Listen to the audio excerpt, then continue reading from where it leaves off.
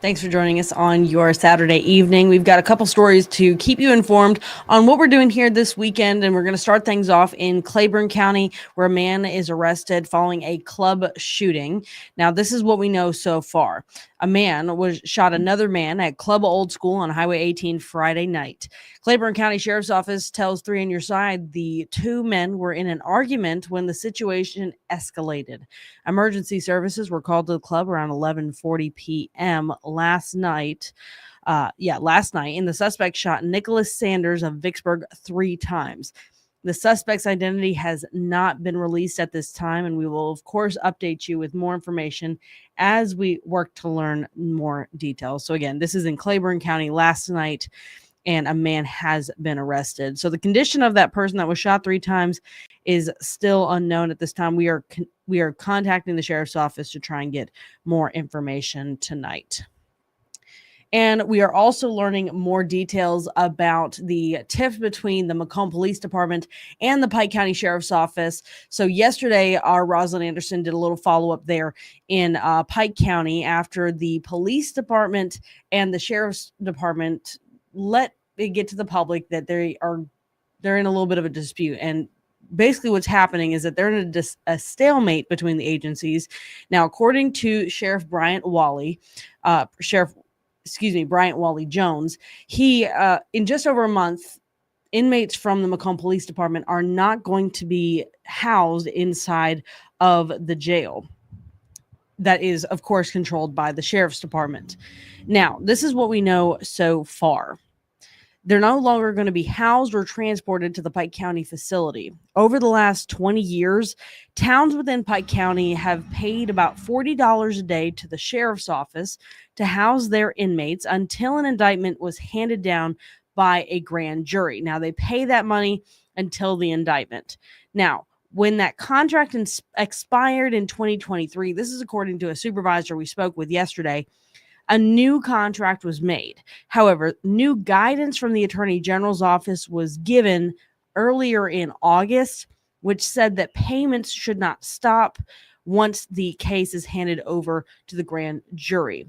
Now, because of that difference in information and difference in guidance from the Attorney General's office, that contract was questioned by the McComb Police Department. So this has been a discussion for several months now between the city of McComb and its police department, as well as the sheriff's office. So this is not a surprise to supervisors, but it is concerning because supervisors now have to deal with the repercussions. I don't necessarily think this is a blame the city of McComb thing, because I think any board from the city or the county would have done the same thing if the opinion came out and it benefited them to save cost or cut cost. But it is an issue and a responsibility that falls on the Attorney General's office, because when you have 3 or 4 different opinions that conflict with each other, it makes it really hard for cities and counties to negotiate and come to terms about what's fair and what's not. And that was Supervisor Justin Lofton speaking, and he said that he and the board are working to settle this dispute quickly and ask for guidance from the state legislature on when a detainee is county or city responsibility. That's where all this stems from, is when those funds and that responsibility can be stopped or started. That's where all of this kind of stems from. So that's what the supervisors are up against. The sheriff's office has said that if an agreement cannot be made, inmates from the city of McComb will no longer be housed in Pike County's facilities, and that will be in 44 days. Now back here at home, many of you got up bright and early to put on your tennis shoes to help out a good cause, and that was to just raise money and funds for research on the heart research here in the capital city. Take a look right here. This is one of the events that was happening today. Now, the Metro Jackson Heart Walk kicked off at the two Mississippi museums. Hundreds of community members, volunteers, and survivors participated in the 3-mile walk around the downtown area. And the American Heart Association event is a fundraiser for life-saving heart research and to support families in the area. Here, we spoke to a couple people. You can take a listen. It's so important to get a check, no matter how old you are, no matter your family history. If that is something that you are eligible for based on age, gender, it's so important to get checked. It's better to know than not know.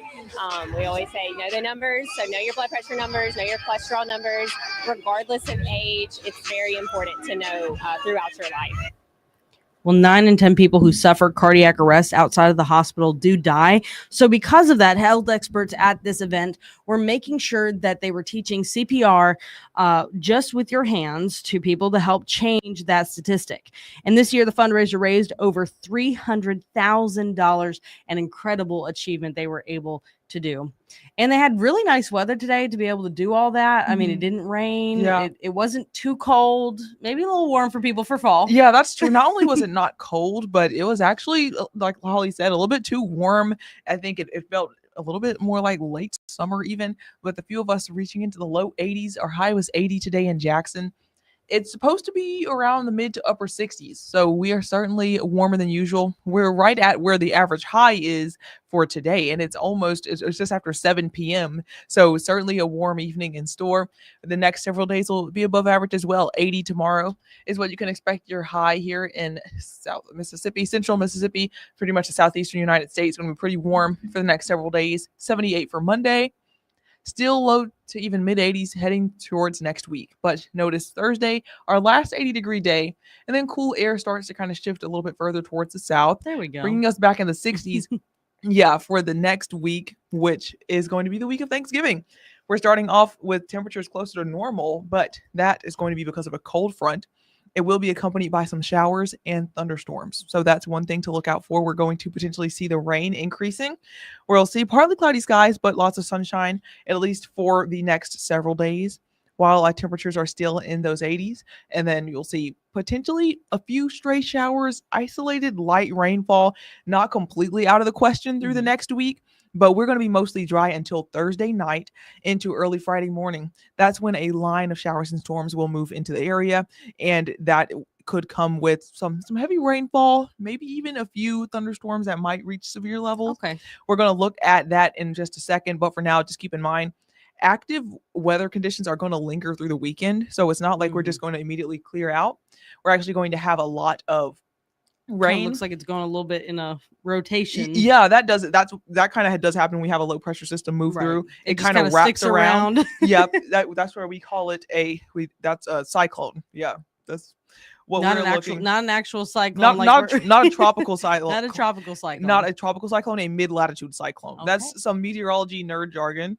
Mid-latitude cyclone. I love it. I love when you educate me on this. Yeah, that's basically just a low pressure system over land. It's not like anything like the tropics at all. It has frontal systems. Okay. The warm front and the cold front. The cold front is what's going to finally drop our temperatures down. Now, rain chances, they've been all over the place. We're looking at maybe an inch. Yesterday, some models were saying close to 3 inches. So it certainly keeps fluctuating. That's right. Just like the actual number of showers. It's looking like it's trending a little bit more towards multiple rounds. That could be good news, though, because that can kind of help disperse the energy. We're looking at storm fuel right now. This is what we refer to as CAPE. That's pretty much the potential energy for the thunderstorms to become a little bit more severe. Okay. It's still staying on the low to medium side. And if we get multiple rounds of rain, basically that'll help to use up that energy so we don't just have one really strong line. You just have a bunch of little ones. Basically. Okay. Yeah, because that fuel does look to pick up at some points during the weekend. This is looking to your next Sunday. So the one before Thanksgiving, not the one tomorrow. So we are looking at potentially some medium levels of instability here in central Mississippi. The bulk of it looking to be in Texas and Louisiana. But because of this, there's a little potential that perhaps some of these storms could be severe. That's something that we'll definitely be looking at and updating you about throughout the week. For now, just keep in mind on your First Alert 10-day forecast, mostly clear skies throughout the next several days. So you don't have to worry about the rain necessarily soon in your immediate forecast. It's really the end of next week, Thursday night, Friday morning, and then throughout the weekend that we'll start getting those rounds of storms. And depending on the timing, some of them could be a little bit on the strong side. I gotcha. So it does not look like fall in any way, shape, or form right now. Yeah. It doesn't feel like it either. Right. It's going to look, well, the trees, they have changed, Driving through, you see the foliage. It looks like it. It just doesn't feel like it because you're sweating outside. It's 80 degrees. I'm ready for it to cool off, but we have to get through these storms first to do it. We need that cold front to move through. Okay. And then it's looking like as we head towards Thanksgiving, notice towards the end of November, we will be back in the 60s. Okay. Just a little rainy. We just have to be a little patient, I guess. But hey, it'll be in time for Thanksgiving. At least we'll actually feel like Thanksgiving. Yeah. All right. And the question of the day for the viewers to get to know you. Oh, fun. I don't think I actually know this. What is your favorite season and why? And I do want the full meteorological nerdiness to come out. Okay. Personally, my favorite season is spring because not only is it feels like revitalizing after the winter and everything. You get more sunlight. Things are kind of starting to come to life. Okay. And there's very, very interesting weather. There's always something going down. So even though it's severe. Oh, yeah. It can be stressful. It can be very stressful. Don't get me wrong. But it's really something as a meteorologist, it gives you something to think about. It's like as a journalist, you want to find that good story. And it's not necessarily that it's like, hooray.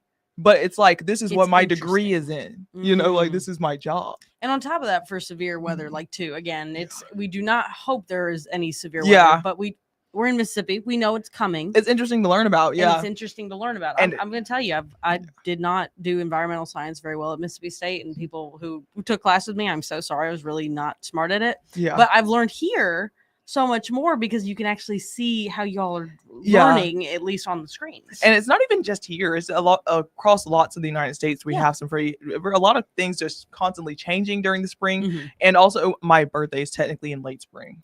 When is your birthday? My birthday is in early June. It definitely feels more like summer. I mean, you don't have to tell. Everyone's gonna forget before it comes around. But my birthday is on June 11th, so all right, astronomical spring for 10 days after my birthday. Hey, technically it's still spring. I'm one day into fall. And so growing up in Michigan, my sister's in June. Yeah. So she gets all the pool parties. And then in Michigan, it's already called by September 5th. Yeah. So I had to have all the indoor birthday parties because it was one day into fall and it could be snowing on my birthday. Yeah. And it was horrible. Technically, it would still be summer. So it would be meteorological fall and astronomical summer. I just need to think of that next time. So I'm actually a summer birthday, folks. We do this by temperatures for meteorology. The hottest 3 months of the year, it's meteorological summer. Okay. But, for the calendar, you need to have the equinox. Okay. Yeah. All right. So there you go. You learned that Anae's favorite season is the spring one because it's her birthday, so she gets gifts, but also because she gets to nerd out a little bit with these extreme weather events that we have. All right. Well, thank you so much for tuning in on your Saturday. You, of course, can tune in to our newscast later tonight at 10, and we'll have another look at your 10-day forecast, as well as some of the other follow-up stories that we've been working on this afternoon. Have a great rest of your night.